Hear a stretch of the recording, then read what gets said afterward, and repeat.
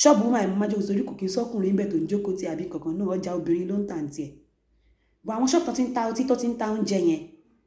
wọ́n máa pọ̀ ń bẹ́ẹ̀ wọ́n máa pariwo yàn ìwárí lè yẹ táàsì ìwárí tọ̀gbọ́n lè mí ọjà ló wá gbé olóṣó ni nǹkan tó ń ṣe nìyẹn so wọ́n ti mọ̀ wọn tí nǹkan tó wá fa yí ẹ̀ ṣe ń káírò nìyẹn ẹ̀yin dẹ̀ lẹ gọ́sìpù jù ẹ̀yin lẹ rojọ́ lẹ́jọ́ jù gbogbo ẹ̀ náà tẹ̀lé máa tó mọ́ra fún rọ̀bà ni gbogbo ẹ̀ náà ẹ̀kọ́ tó gbogbo ẹ̀ mú kò ní jọra wọn ìyàwó bàbá tán gbogbo ẹ̀ máa tó ni kò ní jọra wọn mọ́ra wọn gbé wíìgì sórí bíi wèrè ṣe gbogbo ẹ̀ náà gbogbo ẹ̀ máa rí dáadáa náà mọ́ yín lára ni ẹ̀yin dẹ̀lẹ́ tán bá ti rí ẹ̀rọ ọ̀nàrùn wáyé máa nọrùn ni kìíní kan wọ́n mọ gbogbo sítórì ilé ayé yìí ti tèyí tó dẹ̀ wà lára wọn yé àwọn olóṣokó dẹ̀dì àwọn aago tó ní nọ́mbà méjì yẹn làwọn máa ń lọ gbéṣẹ́ tí wọn ẹ máa pàdé wọn kiri gbogbo everywhere ẹ máa rí wọn ọ̀kẹ́ nìkan náà ń rí wọn wọ́n wá ṣe bíi pé àwọn kọlẹ̀ rí irọ́ ni o àwọn wèrè ẹ bá dẹ̀ máa rí nǹkan tán kó sí náà full rubber ni full rubber ìmí gan àti jájẹ lábẹ́ ìmí yẹn àti ya níbi òkè kan ìmí yẹn àti gbogbo ìjọra wọn àwọn gbogbo gan ló ń doyin ẹ̀yin wèrè àwọn tó ń doyin yẹn náà fi ń ṣe housewife ni níbi táwọn ọmọ gidi kan wà nínú ilé jí kan tó ń sùn tó ń jí tí jí ń gbowó sákàùntì wọn every week every month every week tí jí ń lọ Nàìjíríà gan tó ń credit àkáùntì wọn ibẹ̀ lẹ́yìn wèrè kan ti mọ ọwọ́ ọ̀tara yín nítorí pé ẹ ṣe ṣàgálà wọ́n ti forí yín run mú ẹlẹ́dàá yín wọ́n ti fi gba pààrọ̀ pé ìwọ ṣáà máa ṣolóṣó coded kò dẹ̀ máa dó wọn lọ kò dẹ̀ máa tọrọ kiri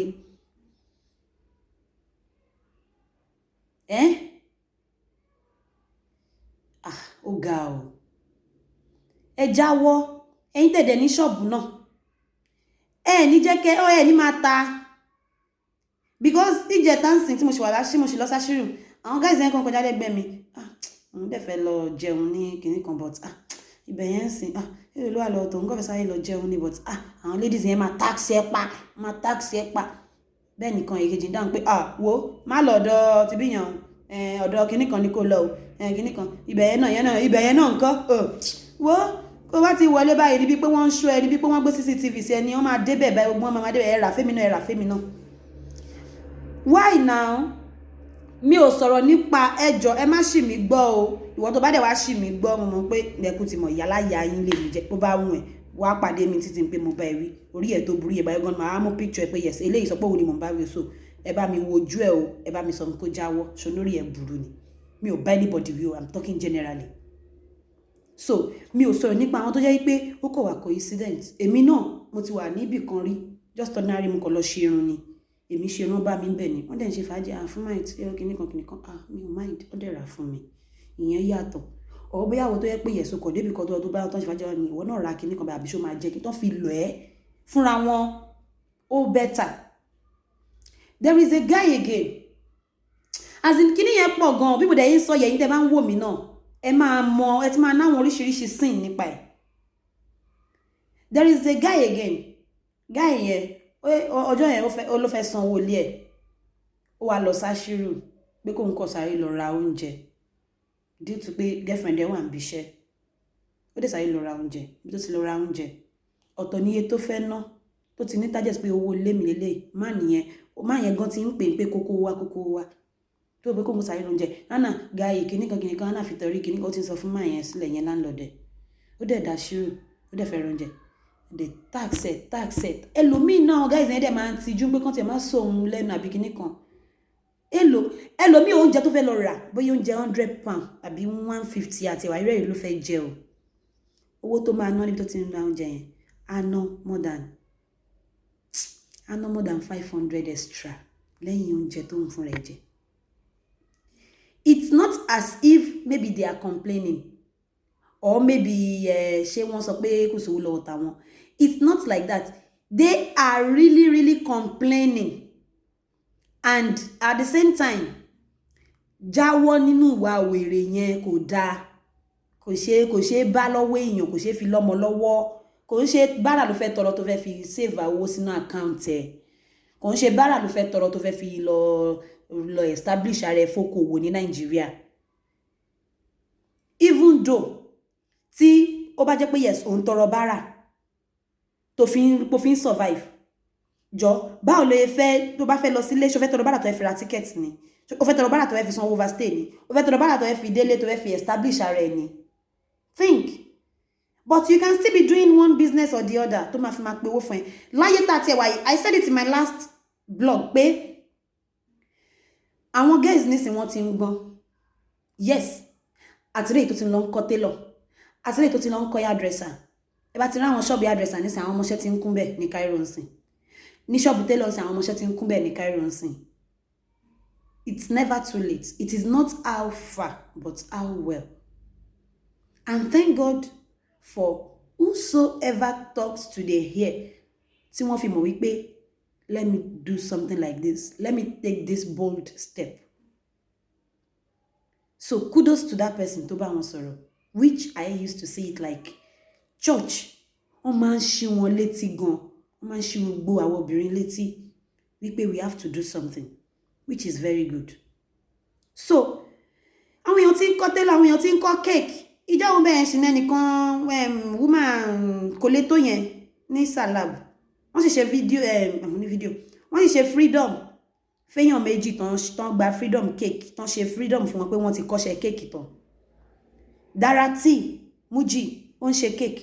many people wọ́n ṣe cake, this woman Alájà tán gbé Sako Creche ní ẹ̀yìn Ashiru wọ́n ṣe cake, àwọn èèyàn ṣe cake. Go and learn one thing or the other tó bá wùn ẹ́ láti learn iṣẹ́ ọwọ́ tó bá yẹ pé ò bá mọ iṣẹ́ ọwọ́ ṣe try to find a little income tó bá yẹ pé kó sáyé lọ ṣe ṣàgálà 1 month or 2 months ni kó fi bẹ̀rẹ̀ business. Gbogbo wa la máa tà. Àbúrò mi kan jẹ́ tansi mú aṣọ tí mo ń ta ẹ̀hún bẹ́ẹ̀ ni kò sọ̀rọ̀ kó show ẹ̀ kó fọwọ́ ẹ̀hún kíníkan ní kíníkan ní wá I'm not like that. As far as I'm concerned aṣọ tí mo ń ta yìí ẹ má jẹ́ ṣe òyìnbó sọ ẹ má jẹ́ ṣe òyìnbó sọ kó tó di dẹ́sán máa ní fún máìtì òmò òyìnbó sọ mo mọ òyìnbó sọ ọ̀rọ̀ yẹn ń ká mi lára ni o. As far as I'm concerned ní wípé èèyàn fi business tó ń ṣe ẹ̀hún ẹlòmíì ìyẹn ò sọ wípé kó má ta tiẹ̀, gbogbo wa la máa ta ká fi ọ̀nà hàn ra wa báyìí òun ló máa fi jẹ́ kí gbogbo àjọ olówó kájọ́ lọ́rọ̀. Kò sí pé bóyá kí wọ́n nìkan jẹ́ olówó kan láàrin òtòṣì 10 òtòṣì burúkú gidi nìwọ náà.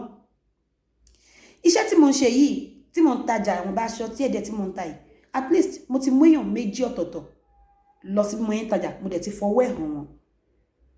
Wọ́n dẹ̀ ń ta tiwọn èmi náà ń ta tèmi mi ṣe sọ wípé nítorí pé wọ́n máa ta nǹkan náà tí mo ń ta àbí kìíní kan and I'm selling my own. In fact I'm selling more than them. But káàjọ jẹ́ ló láyé. So that my sister was like Fumait mo kọ̀ rí náà ni kò fi lọ mí náà torí ó ti fi lọ ẹnìkan ẹnìyẹn ti jẹ́ jú ẹnìyẹn ti blast ẹ̀ so ó ti wí pé bóyá Fumait náà dẹ̀ máa mọ́ ní fẹ́ dóhùn kìíní kan so mo kọ̀ rí tó kọ̀ post bàtà kan kìíní kan was like how far ṣó ń ṣe business ó ti fi ṣàgálà lè fi máa ṣe business ni ó dẹ̀ explain fún mi òun ṣe ṣàgálà mọ́ ó ti rẹ̀ òun kìíní kan bọ̀ bàtà lòun tà bàtà ẹ̀dẹ̀ ni òun títí mọ́ ìdáadáa òun dẹ̀ fẹ́ máa ta àwọn aṣọ náà bọ̀ ẹni tó jẹ́ àǹtí tóun kan tóun bá sọ̀rọ̀. Meanwhile she was my customer before tó máa patronize mi tó máa bá mi rajà but at a long run àǹtí ẹ̀yẹn ń tajà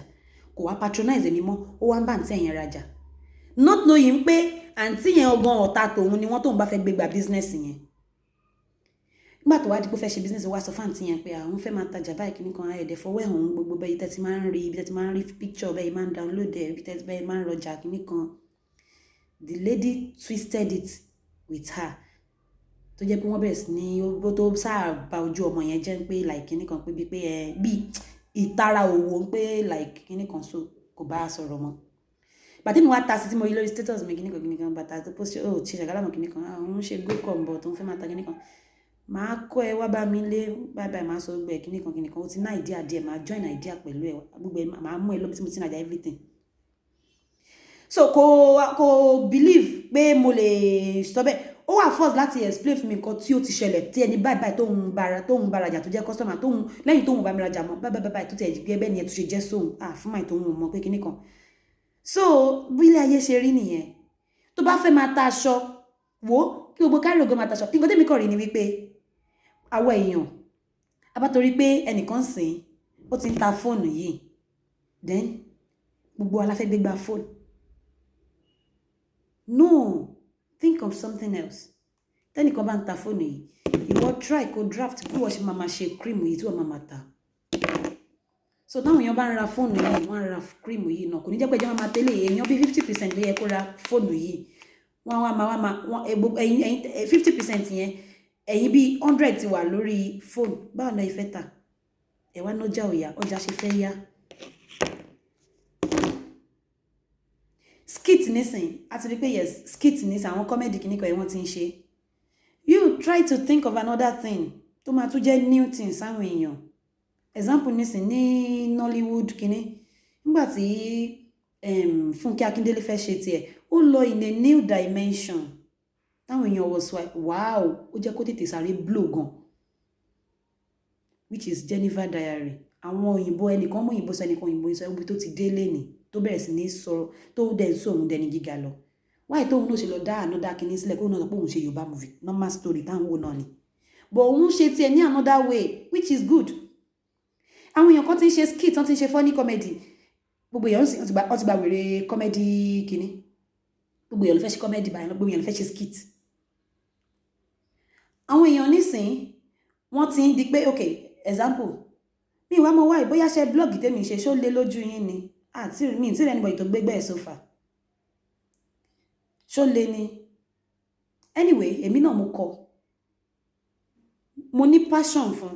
this blog I'm doing mi ò ní £1 tí mò ń rí nínú ẹ̀ owó mi ni mo tún fi ń ra data ṣe gbá ṣàgbọ̀n mo tún lọ gẹ́ẹ̀tì fóònù tí mo rí wípé yes ó máa good fún iPad rèé Apple iPad ti tọ̀dọ̀ tèmi kọ́ lélẹ̀ but ó ní iye tí mò ń tọ́jú owó mi ò tí pé because I don't want to buy used one I want to buy new one mo ń try I'm just spending my money to upgrade this work. Tó bá ṣe díẹ̀ nsìn tí n bá ṣe ń ṣe lọ́nsìn màá máa lọ lo studio which will make it more better. Mo ń lo owó mi sí ni kò ṣe pé bí àmọ́ ní £1 níbẹ̀. Sometimes it is not about money, it's about passion. So you believe that nǹkan tẹ́ bá ti rò ń bẹ̀ ẹ lè ṣe nǹkan tó yẹ kẹ́ lómi wà lẹ́yìn dọ̀la nìyẹn. When you have passion to do something, example ní sin ó jẹ́ choir ní church o believe pé wọ́n san salary fún ẹ so you are just wasting your time. So we don't know fin di fún ẹ if you have passion to sing that song àárọ̀ Sunday báyìí wọ́n náà kọrin àárọ̀ gbogbo time tó bá ní service báyìí wọ́n náà kọrin bẹ́ẹ̀ even tó bá wà ní time yes wọ́n máa mọ̀ lóòótọ́ o olórí burúkú ni àwọn most choir coordinator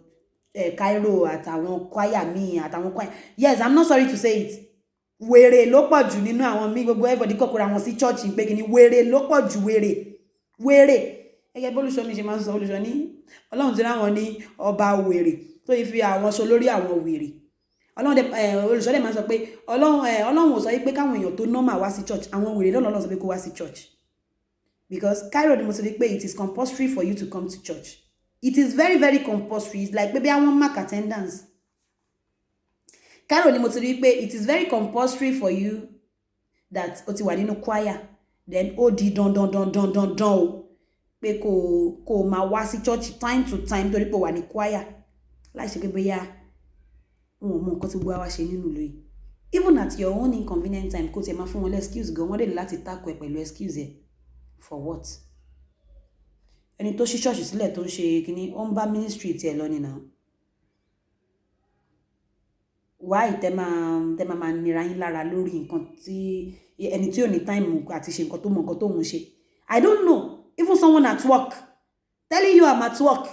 then ní lára pé dandan gbọ́dọ̀ wá sí choir I don't understand. Anyway ibẹ̀ yẹn kọ́ ni mò ń lọ lẹ́ni but wèrè everybody wèrè ní everybody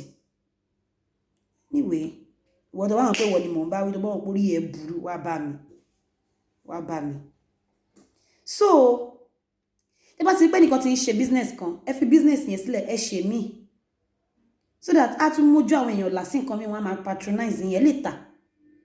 kò ṣe pé bí ẹnìkan ti ń ṣe kíní kan àbẹ́nìkan ti ń ṣe skit comedy kan ìwọ náà ti gbégbá skit ẹnìkan ti ń ka ewì pé ó ń kí wọn fún birthday kíní ìwọ náà ti gbégbá birthday ó ní idea yẹn ó ní brain yẹn tẹ́lẹ̀ pé yẹ kó ṣe kẹ́niyẹn tó máa ṣe ni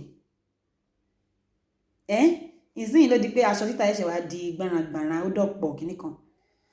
more than 2 years now tí mo ti ń ta aṣọ nínú Cairo yìí gbogbo Telegram ti gbìyànjú ẹ̀ṣẹ̀ ní open ojú sínsìn àwa táwa ń díẹ̀ tẹ́lẹ̀ ní Cairo yìí àmà pé 3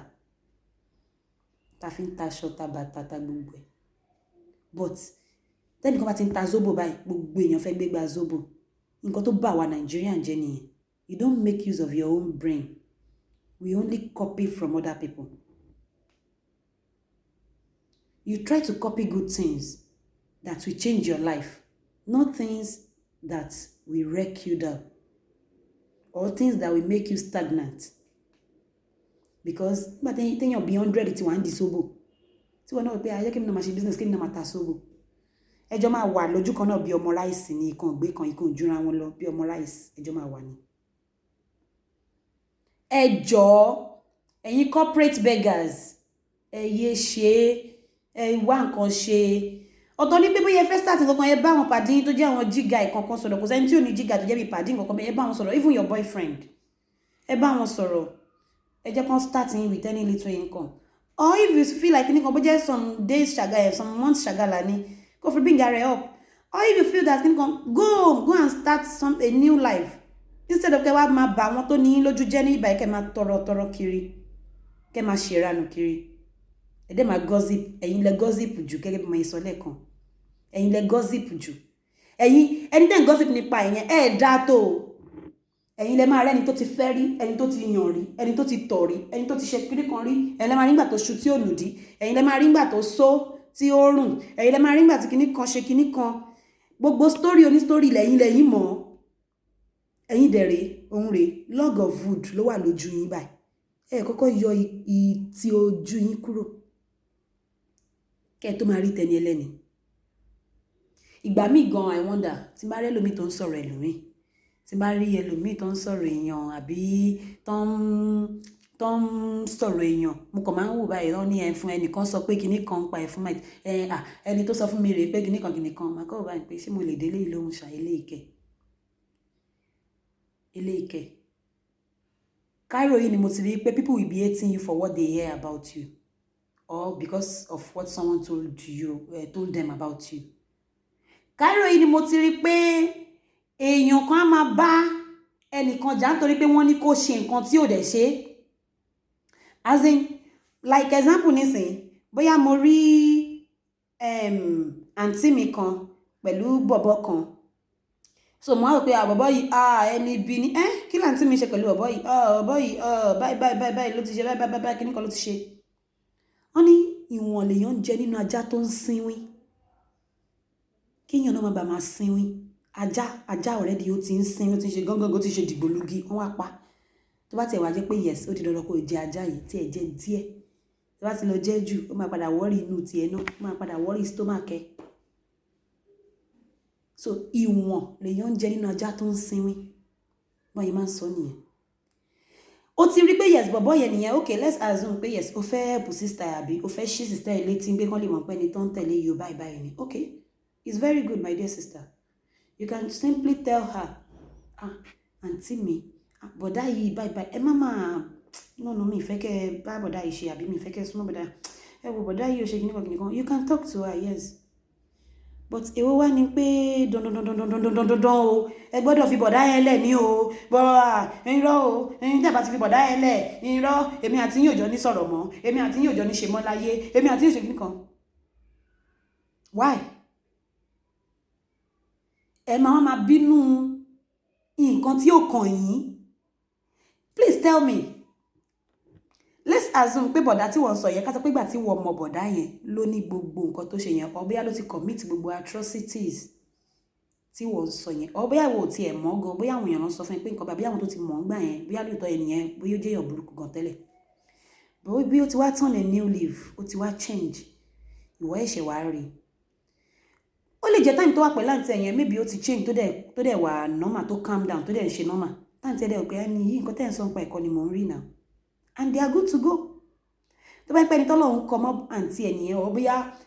ọlọ́run kọ wípé ẹni ìyá àtàǹtí ẹ̀ o wọ́n sì jọ máa pẹ̀lú ara wọn fún 3 years o 2 years o oore sì wà lára wọn tó máa ṣe àǹtí yìí àwọn mo fẹ́ kó change life bọ̀dá yìí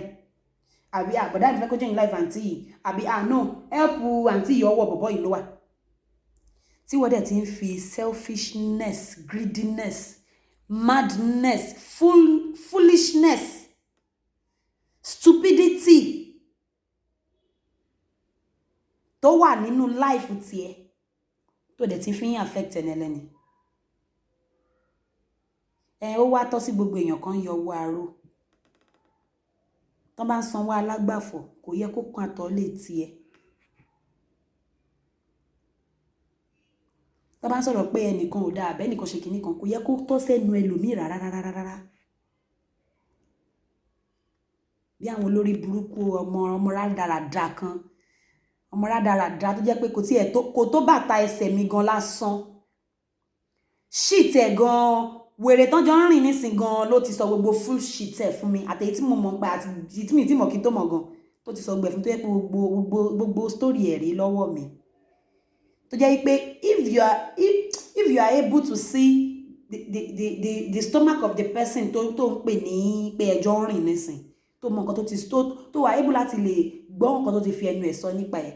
o ní any two alternative wà lọ mú ọ̀bẹ kó fẹ́ gùn pa ọ kó rí ìbọn instantly kó shoot ẹ̀ down.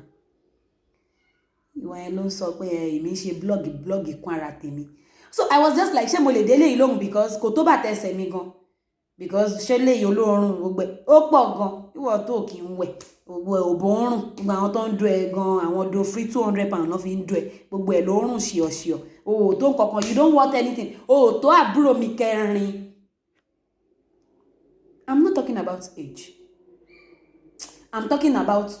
standard level. So mo wo báyìí pé ṣé lè mo fẹ́ dá lóhùn nígbà tí mo gbọ́ pọ́n ló sọ pé kìnnìkan tóun fún rẹ̀ dẹ̀ tó confirm ẹ̀ lórí status ẹ̀ tó kọ jáde. I was like ṣé lè mo wá fẹ́ dá lóhùn, ṣé wọ́n tó jẹ́ pé no kọ́tẹ̀ ẹ̀rọ wá gbé pé mò ń bá yànjà kọ́ mọ̀ pé wọ́n ń bájà no àwọn ìyá ẹ̀ gan àlejọ́ta, mo sorry ìyá ẹ̀ àlejọ́ta.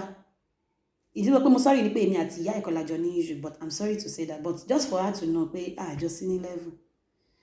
Bóyá tán bá lẹ́nìkan tó ta bíọ́ díẹ̀ nínú family wọn tó jẹ́ pé yes ó ta bíọ́ díẹ̀ tó dẹ̀ gbónu ni omi ò sọ̀rọ̀ pa tátà no mi ò sọ̀rọ̀ nípa ẹni tó yẹ pé kò mú ọyàn dáadáa tó yẹ pé tó bá sọ̀rọ̀ gan nígbà tó sọ àti tó gbónu tó dẹ̀ ta bíọ́ díẹ̀ nínú family wọn, òun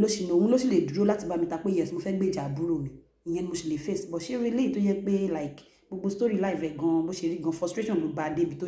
jẹ́ kó lè máa sọ orúkọ báyẹn sí mi, ṣé mo fẹ́ dá lóhùn fún?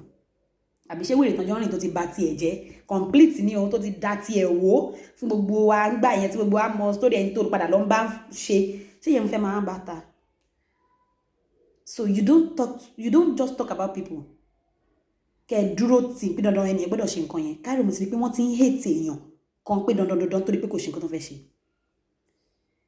So torí pé o ti bá àǹtí ẹ̀yẹn sọ̀rọ̀ sí kó ṣe kinní kan kò fi bọ̀dá yẹn lẹ̀, so dandan gbọ́dọ̀ hate bọ̀dá yẹn, o gbọ́dọ̀ hate àǹtí yẹn, kó má ta sáǹtí yẹn mọ́, kó má bá àǹtí yẹn sọ̀rọ̀ mọ́, kó má bá àǹtí yẹn sọ̀rọ̀ mọ́ láíláíláíláí torí pé kò fi bọ̀dá yẹn lẹ̀ bóyá sọ. Ó ti ẹ̀dá náà ti ẹ̀ sọ̀rọ̀ fún yàn, ìwọ tán sọ̀rọ̀ fún náà ó wá kùn sí ẹ lọ́wọ́ tó bá ya wèrè láti lé wá, bóyá àbí tọ́lọ̀ pò rẹ̀ tiẹ̀ wà nìyẹn, àbí bọ́lá ń ṣe kọrin àjò tiẹ̀ nìyẹn, tó wá jẹ́ wípé ìwọ náà wá torí pé ẹ sọ pé kinní kan jẹ́ ìyẹra fẹ́ nìyẹn tiẹ̀ ló bá ẹ̀. So ó bẹ́tà tó má sọ̀rọ̀ fún yàn gbà mí kéèyàn fún rẹ̀ kó lajúlẹ̀ kó wo nǹkan tó ń rí. Èèyàn máa bẹ́ẹ̀ lómi rìn nígbà mi àbí èèyàn máa bẹ́ẹ̀ lómi ṣe wọ́n máa sọ fún ẹ pé ẹni tó ń bá ṣe yìí o kò dá o kò ṣe kinní kan o. Mo ti kó lórí tọ́pì nǹkan tí mo sọ mo tún ti sọ nǹkan mi torí ọ̀rọ̀ ló débẹ̀. Wọ́n máa sọ fún ẹ pé àyìnkan tó ń ṣe yìí kò dá o kò ṣe kinní kan o ẹni tó ń bá rìn kinní kan, but ẹni tí wọ́n ń bá rìn ó ń dá gbogbo nǹkan tí wọ́n tó ń sọ yẹn ìwọ orí nínú ara ẹ̀. Lóòótọ́ nobody is perfect, but gbogbo nǹkan tó ń sọ yẹn orí náà wọ́n ò dẹ̀ sọ nǹkan táwọn ṣe fẹ́ nìyẹn kó tó hùwà tó hù tán fi sọ pé kò dá fún ẹ̀yẹn wọ́n sọ fún ẹ̀. Bọ̀ ibi tí ò ti dá ń bẹ̀ tó ti yíjú padà sí wọn tó ti ṣe tiẹ̀ padà fún wọn ni wọ́n rí. So nítorí pé tí wọ́n fẹ́ nìyẹn pé kò dá tí ò wá fẹ́ nìyẹn lẹ̀ ẹ ti wá sọ ẹnìyẹn náà dọ̀tá yín pé torí pé kò fẹ́ nìkan lẹ̀ kò fílẹ̀ ó ti dọ̀tá yín. Ó di ìlú àgídìgbò,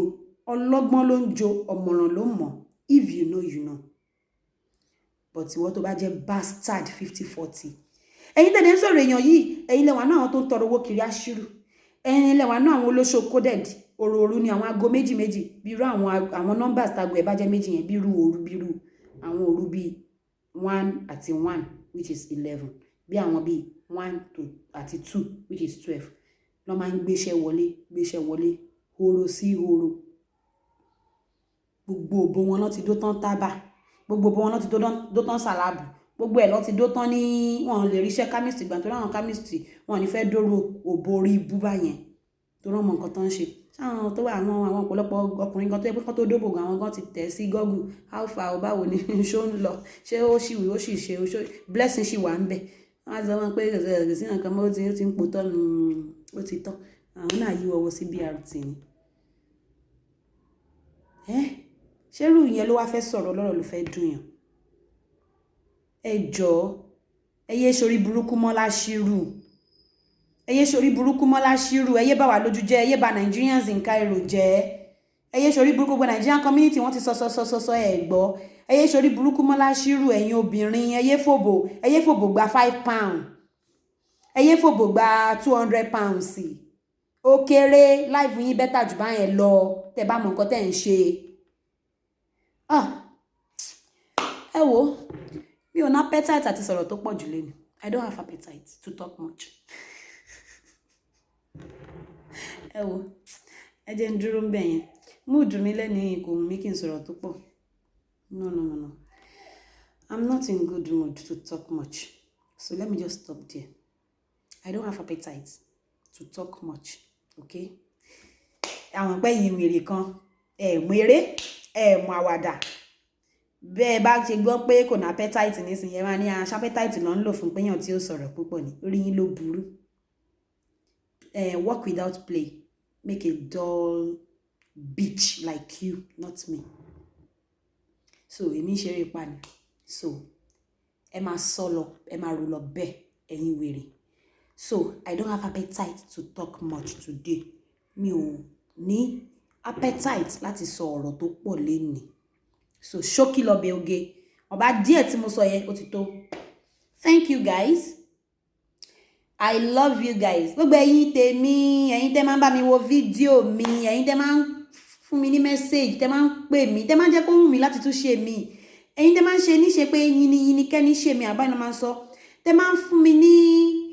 kudos pé mo try as in bí mi ò tiẹ̀ try náà tẹ́ bá tiẹ̀ sọ fún mi pé mo try orí mi tiẹ̀ máa ń wú ẹ̀yin tẹ́ máa ń bá mi comment ẹ̀yin tẹ́ máa ń bá mi tẹ́ máa ń call mi ẹ̀yin tẹ́ máa ń fún mi ní message lórí WhatsApp mi tẹ́ ní nọ́mbà mi ẹ̀yin tẹ́ máa ń bá mi sọ̀rọ̀ ní Facebook I thank you guys I love you I appreciate ẹ̀yin tẹ́ bá mi share tẹ́ máa ń pè àwọn ẹ̀kọ́ bá mi subscribe tẹ́ máa ń pè àwọn subscribers fún mi ẹ̀yin tẹ́ máa ń bá mi like video mi tẹ́ máa ń bá mi tẹ́ sá máa ń gbárùkù tì mí ṣá láti support mi one way or the other I appreciate you all I really appreciate